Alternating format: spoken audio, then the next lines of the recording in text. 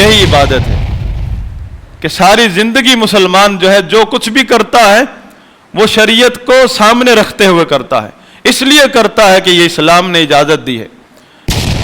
جو چیز اللہ تعالیٰ نے فرض قرار دی اس کو فرض رہنے دے، جو حرام ہے اس کو حرام مانے، جو چیز نفل درجے کی اس کو نفل سمجھے۔ جبکہ آپ کے پاس مفتی کو پکڑنے کے لیے کوئی جواز نہیں، اس لیے آپ مفتی کو ڈھال بنا کر شرعی احکامات سے جنگ لڑتے ہیں، کیونکہ شرعی احکامات آپ کو ناگوار گزرتے ہیں۔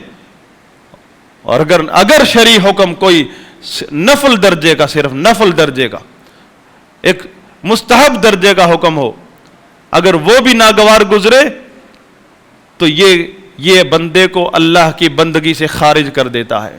ایک چیز برادری کی نظر میں حرام ہوتی ہے، ایک چیز ہمارے معاشرے کی نظر میں حرام ہے، بہت بری نظر سے دیکھی جاتی،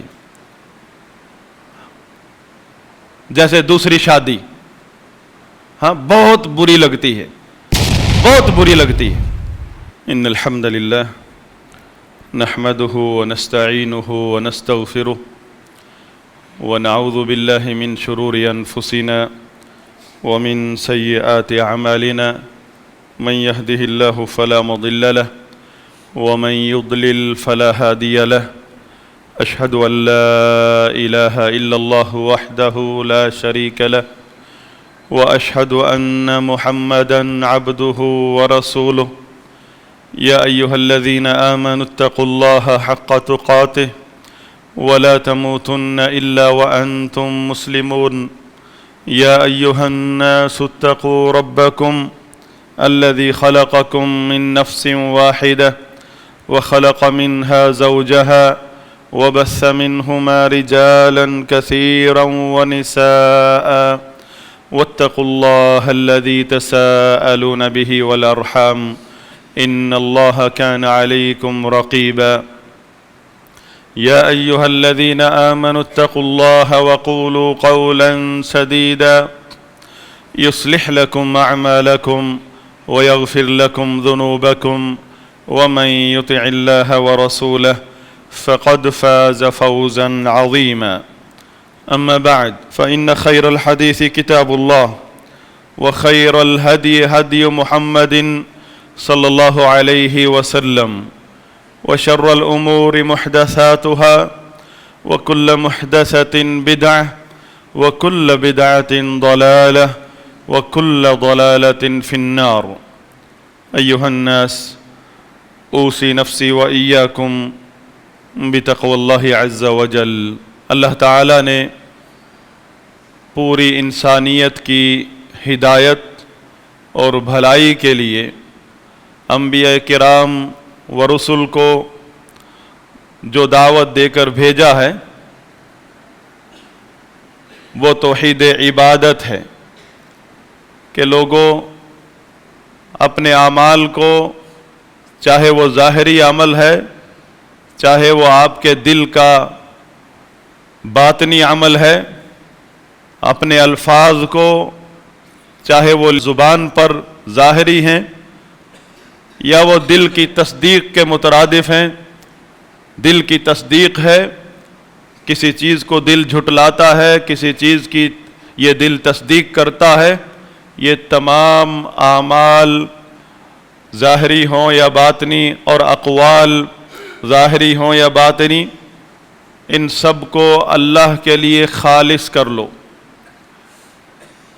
اس بات پر محنت کروائی ہے اللہ تعالیٰ نے تمام انبیاء کرام کی۔ تمام انبیاء کرام کی یہ دعوت ہے، ساری زندگی ہر نبی نے اس بات پر محنت کی ہے، کیونکہ اگر ہم غور سے اس دعوت کو دیکھیں تو اس دعوت نے ہماری زندگی کے کسی پہلو کو نہیں چھوڑا ہے، حتیٰ کہ ہمارے نظریات تک پر اس دعوت کی محنت ہے۔ ہم نظریات تک کسی نظریے کو نہیں اپنا سکتے جب تک اس میں وہ نظریہ اللہ کی توحید کا مصداق نہ بنتا ہو۔ ہم کوئی لفظ بول نہیں سکتے جب تک وہ لفظ توحید کے معیار پر نہ اترتا ہو. اور ہاں یہ دل تو ایک ایسی ڈیوائس ہے، جب تک سانس نہیں نکلتا اس جسم سے یہ دل مسلسل اپنے عمل میں لگا ہوا ہے. اور دل کے اعمال، اس پر تو ہم کتابیں لکھتے چلے جائیں لائبریریاں بھر جائیں گی. ظاہری اعمال تو چند ایک ہیں، باقی اس انسان کے عمل باقی سارے ہی ان کا تعلق دل سے ہے. جیسے توکل کرنا، محبت کرنا، خوف کرنا، خشیت، رغبت، انابت، یہ وہ اعمال ہیں جو ایک کافر بھی کرتا ہے، مسلمان بھی کرتا ہے. فرق دونوں میں صرف یہ ہے کہ اس کو لا الہ الا اللہ کے علم نے مسلمان بنا دیا ہے اور اس کے دل کے اعمال اللہ کے لیے خالص ہو چکے ہیں. ورنہ یہی توکل مشرک بھی کرتا ہے، یہی محبت جو ایک مسلمان کرتا ہے اللہ سے، یہ ایک مشرک بھی کرتا ہے. حضرات گرامی، انبیاء کرام کی اس دعوت کو توحید عبادت کہا جاتا ہے کہ ہم اللہ تعالیٰ کے لیے اپنے تمام اعمال کو خالص کر لیں. اور یہی بات اس کلمہ توحید میں کہی گئی ہے، لا الہ الا اللہ. لا الہ الا اللہ، نہیں ہے کوئی معبود برحق سوائے اللہ کے. یعنی وہ معبود ہے، وہ معبود برحق ہے. معبود اسے کہا جاتا ہے جس کے لیے اپنے تمام اعمال کو خالص کرنا ہے. اور یہی عبادت ہے، یہ عبادت ہے کہ ہم اپنے اعمال کو اللہ کے لیے خالص کر لیں، اپنا نظریہ درست کر لیں، اپنا عقیدہ درست کر لیں. یہ عبادت ہے، یہ توحید عبادت ہے اور وہ معبود برحق ہے. اسی لیے اسے معبود برحق کہا گیا ہے. اللہ تعالیٰ نے، اللہ کے رسول نے تمام لوگوں کو یہ دعوت دی ہے کہ لوگوں کہہ دو نہیں ہے کوئی معبود برحق سوائے اللہ کے، کیونکہ وہی برحق ذات ہے جس کے لیے ہم اپنے تمام اعمال کو خالص کر سکتے ہیں اور کرنا فرض ہے. اور اس معاملے میں ذرا بھی شرک برداشت نہیں ہے. ورنہ بڑی بڑی ترقی یافتہ قومیں تاریخ میں تباہ صرف اسی گناہ کی وجہ سے ہوئی ہیں، جس گناہ کی خباثت کو، نجاست کو سمجھنے کے لیے آج ایک مسلمان قاصر ہے. یہ اللہ کا کلام قرآن کریم قوموں کی تاریخ سے بھرا ہوا ہے. اس کا مقصد کیا ہے؟ ورنہ یہ قرآن سارے کا سارا ہی توحید کے بارے میں اترا ہے. اس میں جو سابقہ قوموں کی بربادی کا ذکر ہے وہ یہی بتانے کے لیے ہے کہ جن قوموں نے بھی اس دعوت کو ٹھکرایا ہے یا اس گناہ میں مبتلا ہوئی ہیں جو کہ شرک ہے، اور شرک بھی اسی چیز میں ہے کہ لوگوں نے اپنے اعمال کو اللہ کے لیے خالص نہیں کیا اور نہ اس چیز کو قبول کیا، برداشت نہیں کر رہے تھے. ابو جہل اور اس کی قوم نے کہا اجعل الآلہۃ الہا واحدا ان ھذا لشیء عجاب. سارے آلہہ جو ہیں جن کی ہم نظر و نیاز، منتیں وغیرہ کرتے ہیں، جن کو پکارتے ہیں اللہ کے ساتھ، کیا اعمال میں صرف ایک ہی معبود ہوگا؟ یہ بڑی عجیب بات ہے. اس چیز کو ماننے کے لیے تیار نہیں. اور جب ان سے کہا جائے اسی قرآن میں، جب ان سے کہا جائے کس نے تمہیں پیدا کیا ہے، کس نے آسمان و زمین کو پیدا کیا، بلکہ اللہ تعالیٰ کے تمام افعال، ربوبیت بیان کر کے اللہ تعالیٰ نے پوچھا اِلَٰهٌ مَعَ اللَّهِ، کیا تمہارے ان معبودان باطلہ میں سے کوئی بھی ایک معبود ہے اللہ کے ساتھ جو یہ کام میں شریک ہے، زمین و آسمان کو پیدا کرنے میں، یا کوئی بھی کام ہے اس کائنات کا؟ اِلَٰهٌ مَعَ اللَّهِ، تمہارے جتنے بھی آلہہ ہیں ان میں سے کوئی ایک تمہارا عقیدہ ہے اس بارے میں؟ مشرکین سے پوچھا گیا کہ ان میں سے کوئی ایک بھی ایسا ہے تمہارے نظریے کے مطابق کہ اللہ کے ساتھ وہ ان کاموں میں شریک ہے؟ جواب لا، استفہام انکاری، کہ تم بھی یہ مانتے ہو کہ جن کو ہم پکارتے ہیں اللہ کے علاوہ، ان میں سے کوئی ایک بھی اللہ کی ربوبیت میں شریک نہیں ہے۔ تو اس کا مطلب کیا ہوا؟ تو پھر شرک کیا کرتے تھے وہ؟ اللہ کی ربوبیت میں وہ بھی توحید کا اثبات کرتے ہیں اور شرک کا رد کرتے ہیں، اللہ کے ساتھ کوئی شریک نہیں ہے۔ تو شرک پھر کیا ہے؟ بڑے بڑے اسکالر اسلامی یونیورسٹی کی ڈگریاں لے کر کہتے شرک یہ ہے کہ اللہ کے ساتھ کسی اور کو خالق مان لینا، وہ تو کسی کافر نے بھی نہیں مانا آج تک۔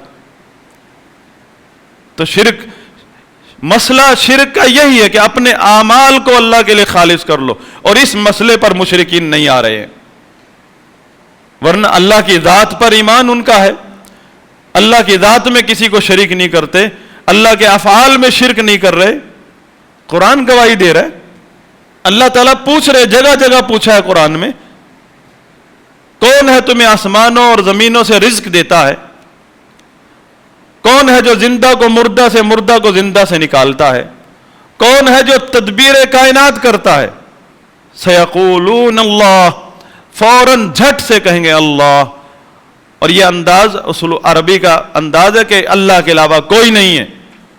یہ جواب کس کا ہے؟ مشرکین عرب کا۔ کہیں پوچھا اللہ تعالیٰ نے اپنے افعال گنوائے، زمین پیدا کیا، آسمان پیدا کیا، اے الہ مع اللہ، فوراً پھر پوچھا کہ جن آلہہ کو تم چھوڑنے کے لیے تیار نہیں ہو، تم کہتے ہو ان کو کیسے چھوڑ دیں، ایک اللہ کے لیے اپنے اعمال کو کیسے خالص کر لیں؟ تو بتاؤ ان میں سے کوئی ایک الہ تمہارا جو باطل الہ ہے، کوئی ایک ان میں سے جو اللہ کے ساتھ شریک ہے اس کی ربوبیت میں؟ جواب ان کا بھی یہی کہ لا۔ تو مسئلہ توحید جو ہے وہ اعمال سے تعلق رکھتا ہے، ہمارے اعمال سے، اور ظاہری اعمال بہت کم ہیں۔ یہ جو ڈیوائس لگی ہوئی نا ہمارے پورے سسٹم میں، یہ دل، یہ سارا کام اس کا ہے، ساری توحید یہاں سے، اور یہ مین ایئر بیس ہے جہاں سے بندے کی عبادت اوپر جاتی ہے۔ دل کے اعمال، دل کے افعال، اور پھر دل ہی بادشاہت کرتا ہے سارے جسم پر۔ اگر یہ موحد بن جائے، اس کو عبادت کا مفہوم سمجھ آ جائے، تو اس بندے کا ایک ایک پل اللہ کی بندگی میں گزرتا ہے۔ حضرات گرامی، عبادت کے دو مفہوم ہیں جس کے بارے میں اللہ تعالیٰ نے فرمایا وَمَا خَلَقْتُ الْجِنَّ وَالْإِنسَ إِلَّا لِيَعْبُدُونَ، انسان اور جن کو سوائے اپنی عبادت کے کسی اور کام کے لیے نہیں پیدا کیا۔ دنیا میں تو بہت سارے کام دیے اللہ تعالیٰ نے ہمیں، اور ہم یہ کیسے سمجھیں گے کہ عبادت کب کرتے ہیں ہم، کب کرنی ہے ہم نے، جس کے لیے ہمیں پیدا کیا ہے؟ اور دنیا کے بہت سارے کام ہیں، جنگیں بھی لڑنا ہے، یہ بھی اسلام کے احکامات میں سے، تو عبادت کب کریں گے؟ دراصل ہم عبادت کے مفہوم کو محدود سوچ کے ساتھ سمجھتے ہیں۔ عبادت اللہ تعالیٰ کی بندگی کا نام ہے کہ ہم جو کچھ بھی کریں اس دنیا میں، جو کام بھی کریں، وہ ایک تو اللہ کی شریعت کے قوانین کی روشنی میں ہو۔ کوئی بھی کام کریں اللہ تعالیٰ کی نازل کردہ شریعت کے اصولوں کے دائرے میں ہو، شریعت سے باہر نہ ہو۔ اور دوسرا یہ کہ اس کام کے کرنے میں اللہ کی محبت اور تعظیم کا جذبہ کار فرما ہو، کہ ہم وہ کام جو کر رہے ہیں، شریعت نے یا تو اگر فرض کر دیا ہے یا فرض نہیں تو نفل درجے کا، ورنہ ہمارے لیے حلال ہے، اور حلال چیزیں زیادہ ہیں، اس لیے ہم کر رہے ہیں کہ یہ حلال ہے، اور حلال کرنے والا صرف اللہ ہے۔ اگر وہ چاہتا تو ہمارے لیے کوئی بھی کام حرام کر سکتا ہے، تو ہم اس کے پابند ہیں۔ اگر کوئی چیز کھا رہے ہیں، اس نے حلال کی ہے تو کھا رہے ہیں، اگر وہ حرام کر دے تو ہم رک جائیں گے۔ یہی حلال کھانا ہم ماہ رمضان میں اللہ کے حکم سے چھوڑ دیتے ہیں، کھاتے نہیں ہیں، سحری بند ہوتے ہی منہ نوالا چھوڑ دیتے ہیں۔ یہ عبادت ہے، یہی عبادت ہے کہ ساری زندگی مسلمان جو ہے جو کچھ بھی کرتا ہے وہ شریعت کو سامنے رکھتے ہوئے کرتا ہے، اس لیے کرتا ہے کہ یہ اسلام نے اجازت دی ہے، اسلام نے یہ مجھ پر فرض قرار دی ہے، اسلام نے میرے لیے نفل عبادت کا درجہ دیا ہے اس کام کا۔ اور اگر کسی چیز کو چھوڑتا ہے تو اس لیے چھوڑتا ہے کہ اسلام کی نظر میں یہ حرام ہے، اس لیے اس کو چھوڑتا ہے۔ برادری کی نظر میں حرام ہے اور پھر اس کے اوپر ڈٹ جائے۔ ایک چیز برادری کی نظر میں حرام ہوتی ہے، ایک چیز ہمارے معاشرے کی نظر میں حرام ہے، بہت بری نظر سے دیکھی جاتی، جیسے دوسری شادی، ہاں بہت بری لگتی ہے، بہت بری لگتی ہے۔ اور اگر ایک تو عورت کو ناگوار گزرنا، یہ تو اس کی طبیعت ہے، اللہ تعالیٰ نے اس کی طبیعت میں رکھی ہے چیز کہ ناگوار گزرتا ہے، آپ کو بھی ناگوار گزرتا ہے، ساتھ میں اگر آپ کے ساتھ ایک اور کھڑا کر دیا جائے آفیسر۔ لیکن اس حد سے تجاوز کر جانا، کسی بھی جائز اور حلال چیز کو اس قدر ناگوار گزرنا کہ اس پر آپ جنگ کھڑی کر لیں اور فساد کھڑا کر دیں، یہ کفر تک جاتی ہے، یہ بات یہ اسلام سے خارج کرتی ہے یہ بات، کیونکہ یہود و نصارہ کا جو کفر ہے وہ یہی تو ہے، ذالک بانہم کرہوا ما انزل اللہ، انہوں نے اللہ کے نازل کردہ احکامات کو ناپسند کیا ہے۔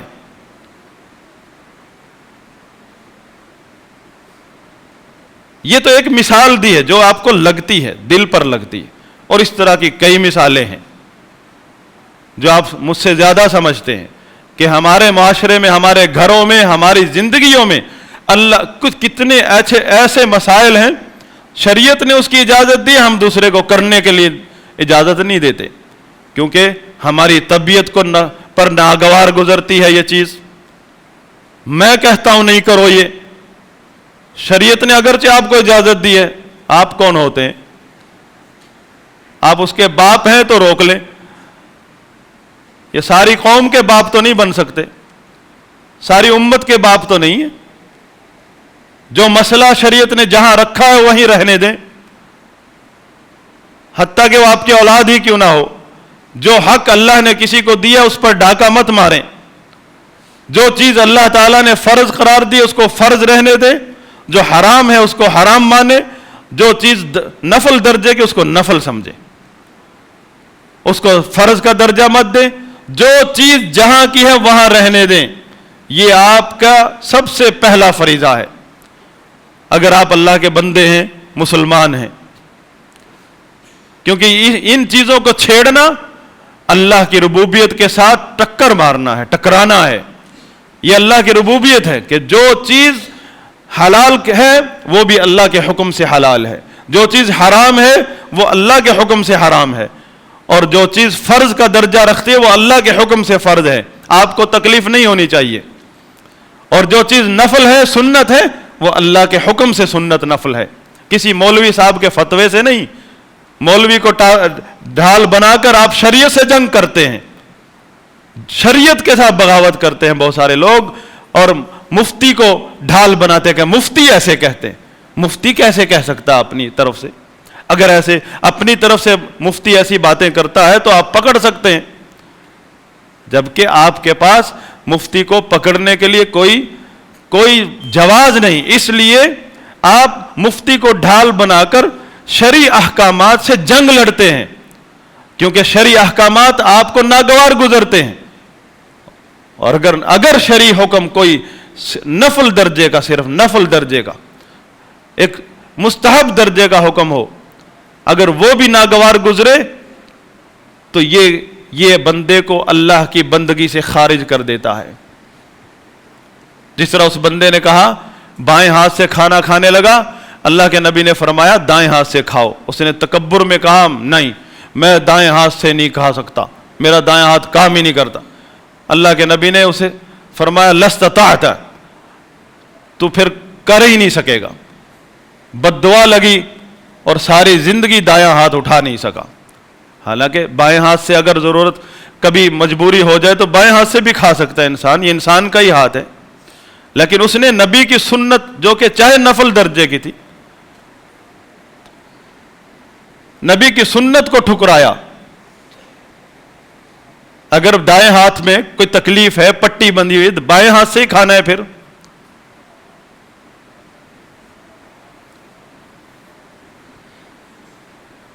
توحید عبادت, عبادت کا مرکزی مفہوم یہی ہے کہ ہم اعمال میں اعمال کی گنتی پوری نہیں کر سکتے. فاتقوا اللہ ما استطعتم, اپنی استطاعت کے مطابق عمل کا حکم ہے.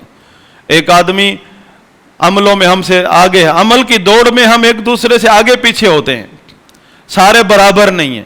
لیکن یہ جو عقیدہ, عبادت کا جو عقیدہ ہے, اس میں عین ممکن ہے کہ ایک آدمی کی عبادتیں بہت زیادہ ہیں, اعمال کی گنتی بہت زیادہ ہے, لیکن عبادت کے جو عقیدہ ہے, مفہوم نظریہ ہے, اس میں دوسرے آدمی کا وزن زیادہ ہے کہ اس نے عبادت کو صحیح سمجھا ہے. کبھی کسی چیز اللہ شریعت کے کسی حکم کو چھیڑا نہیں. اللہ کے احکامات جو شرعی احکامات ہیں, احکام شریعت ہیں, ان کو احترام کی نظر سے دیکھا ہے, ہمیشہ تعظیم کی نظر سے دیکھتا ہے, کیونکہ اللہ کی محبت ہے, اللہ کی تعظیم ہے. عبادت کے ارکان میں سے کہ اللہ کی محبت اور اللہ کی تعظیم. جب اللہ سے محبت کرنا عبادت ہے, اللہ کی تعظیم عبادت ہے, تو اس کے احکامات کو محبت سے دیکھنا, اس کے احکامات کو سن کر خوش ہونا, اور جب پتہ چلے کہ یہ اللہ کا حکم ہے اور اس کو بہت بڑا حکم سمجھنا, یہی تو عبادت کی دلیل ہے کہ یہ بندہ اللہ کی توحید, اللہ کی عبادت کرتا ہے, کہ اللہ کے کسی بھی حکم کو چھوٹی نظر سے نہیں دیکھتا, بڑا سمجھتا ہے, کیونکہ اللہ کی عظمت ہے اس کے دل میں. لہذا نمازوں میں تو ہم پیچھے ہو سکتے ہیں دوسرے مسلمان سے, لیکن نمازی تو سارے بن سکتے ہیں. نمازی بننا عبادت ہے, روزے رکھنے والا روزے دار بننا عبادت ہے. ہو سکتا ہے اس سال کے روزے کسی عذر کی وجہ سے نہ رکھ سکا ہو, لیکن روزے دار تو ہے. روزے دار بننا عبادت ہے. صدقہ خیرات کرنے والا بننا عبادت ہے. صدقہ نکالنے سے پہلے صدقہ خیرات نکالنے والا بننا عبادت ہے. صدقہ تو بعد میں نکالیں گے ہم, وہ تو ایک عمل ہے, اس کی گنتی بعد میں ہوگی. فرض تھا یا نفل تھا وہ بعد میں دیکھا جائے گا. آپ کا ایمان ہے کہ نہیں کہ زکوٰۃ اسلام کا رکن ہے؟ اگر مجھے اللہ تعالیٰ نے اتنا مال دیا کہ مجھ پر زکوٰۃ فرض ہو گئی تو میں زکوٰۃ نکالوں گا, بڑے شوق سے نکالوں گا. اللہ نے اگر وسعت دی, چاہے زکوٰۃ کا نصاب تک نہیں پہنچا, پھر بھی میں صدقہ خیرات کروں گا, کیونکہ بہت اجر و ثواب کا عمل ہے. یہ جذبہ, یہ نیت, یہ عبادت ہے. یہ بصیرت, یہ اس بات پر ایمان رکھنا عبادت ہے. تہجد کی چاہے ساری زندگی توفیق نہ ملی ہو, لیکن تہجد کو عبادت سمجھنا, تہجد کی نیت رکھنا کہ تہجد عبادت ہے. جو لوگ تہجد پڑھتے ہیں مجھ سے افضل ہیں, اچھا عمل کرتے ہیں. آپ نے اللہ کے ایک شریعت کے حکم کو شرعی حیثیت سے مانا ہے, یہ عبادت کا حصہ ہے. اقول ما تسمعون واستغفر اللہ لی ولکم ولسائر المسلمین فاستغفروہ انہ هو الغفور الرحیم. میرے قابل احترام بزرگوں, دوستوں, بھائیوں, فقیہ العصر الشیخ محمد بن صالح العثیمین رحمہ اللہ توحید کے مسئلے میں بیان فرماتے ہیں کہ عبادت کے دو معنی ہیں. پہلا معنی ہے التعبد وہو فعل العبد, کہ بندے کا کوئی عمل کرنا, یہ عبادت کا پہلا معنی ہے. کہ عمل تو کسی بھی عمل کا کرنا, کرنے والا بننا, محبت اور تعظیم کے جذبے سے۔ اور دوسرا معنی ہے المتعبد بہ، کہ وہ عمل جس کو وہ عبادت کے طور پر بجا لاتا ہے، وہ عمل بذات خود عبادت کہلاتا ہے۔ جیسے نمازی بننا پہلا معنی ہے عبادت، کہ یہ عبادت ہے۔ نمازی بننا، روزے دار بننا، زکوٰۃ دینا، حاجی بننا کہ حج فرض ہو گیا تو حج کروں گا، حاجی بننا، یہ عبادت ہے۔ اور جب نماز پڑھی، جو نماز پڑھی ہے، جو حج کیا ہے، جو روزہ رکھا ہے، جو زکوٰۃ کا مال پیسہ نکالا ہے، یہ چیزیں بھی عبادت کہلاتی ہیں۔ یہ عمل، یہ اعمال بھی عبادت کہلاتے ہیں۔ یہ دوسرا معنی ہے عبادت کا۔ اور کسی بھی عمل کی قبولیت کے لیے دو شرطیں ہیں، کہ وہ عمل خالص اللہ کے لیے ہو، اور دوسرا یہ کہ وہ شریعت کے مطابق ہو، بدعت نہ ہو، شریعت کے اصولوں کے مطابق ہو۔ اور انہی اعمال میں سے ایک عمل ہے اللہ کے لیے قربانی دینا۔ تمام امتوں کا اس بات پر اتفاق ہے کہ اللہ کے لیے خون بہانا کسی جانور کا قربانی کے طور پر یہ عبادت ہے۔ اللہ تعالیٰ نے قرآن کریم میں فرمایا وَلِكُلِّ أُمَّةٍ جَعَلْنَا مَنْسَكًا، ہر امت کے لیے ہم نے قربانی بنائی ہے۔ لِيَذْكُرُوا اسْمَ اللَّهِ عَلَى مَا رَزَقَهُم مِّن بَهِيمَةِ الْأَنْعَامِ، بہیمۃ الانعام مویشیوں میں سے، چوپایوں میں سے، یہ چار قسم کے جو جانور ہیں، ان میں سے جو بھی اللہ تعالیٰ نے تمہیں دیا ہے تاکہ تم اس پر اللہ کا نام لے کر انہیں ذبح کرو اللہ کے لیے قربانی کے طور پر۔ تو قربانی عبادت ہے، ذبح کرنا عبادت ہے، اور یہ ذبح کا عمل اس کا شریعت کے اصولوں کے مطابق ہونا، علماء سے پوچھ کر طریقہ کار، قربانی کی شرائط، قربانی کے لیے کیا کیا احکامات ہیں ان کا جاننا، یہ اس عمل کی قبولیت کے لیے ضروری ہے، تاکہ کوئی غلط طریقہ نہ اپنا لے آدمی اور قربانی ضائع نہ ہو جائے۔ تو جس طرح نماز میں اللہ کے ساتھ کوئی شریک کرنا جائز نہیں، اسی طرح ذبح کرنا، قربانی میں اللہ کے ساتھ کوئی شریک کرنا جائز نہیں ہے۔ جس طرح اللہ تعالیٰ کا فرمان ہے فَصَلِّ لِرَبِّكَ وَانْحَرْ، اپنے رب ہی کے لیے نماز پڑھ اور اسی کے لیے ہی ذبح کر، اللہ کے لیے ہی ذبح کر، کسی اور کے لیے ذبح کرنا جائز نہیں۔ ذبح کرنے کی اور بھی اقسام ہیں، جو ہم گوشت کے لیے کھانے کے لیے ذبح کرتے ہیں اس کا ذکر نہیں ہے، وہ تو کھانے کے لیے ذبح کرنا بھی جائز ہے، وہ اس کا حکم بھی قرآن میں اللہ تعالیٰ نے ہمارے لیے مباح کر دیا ہے کہ آپ جو مرضی حلال جانور ذبح کریں اور کھائیں۔ لیکن عبادت کے طور پر جو شریعت نے ہمیں بتایا ہے وہ عید الاضحیٰ کے 4 دن قربانی کا جانور اونٹ کی قسم میں سے ہو، گائے کی قسم میں سے ہو، یا بکری اور بھیڑ، ان 4 قسم کے جانوروں کی قربانی کرنا عبادت ہے۔ ان 4 دنوں میں 10واں دن یعنی عید الاضحیٰ قربانی کا جو دن، جس دن نماز پڑھیں گے، اور اس کے بعد 3 دن اور ایام تشریق کے، یہ 4 دن ہے قربانی کے۔ اور اسی طرح وہ جانور جو بچے کی پیدائش کے بعد 7ویں دن عقیقہ کے طور پر کیا جاتا ہے، وہ بھی قربانی ہے، وہ بھی عبادت ہے۔ لہذا اللہ سے دعا ہے کہ اللہ تعالی ہمیں عبادت کے مفہوم کو سمجھنے کی توفیق عطا فرمائے، اور ان اعمال کو جو کہ اللہ کے قریب کرتے ہیں کرنے کی زیادہ سے زیادہ توفیق عطا فرمائے۔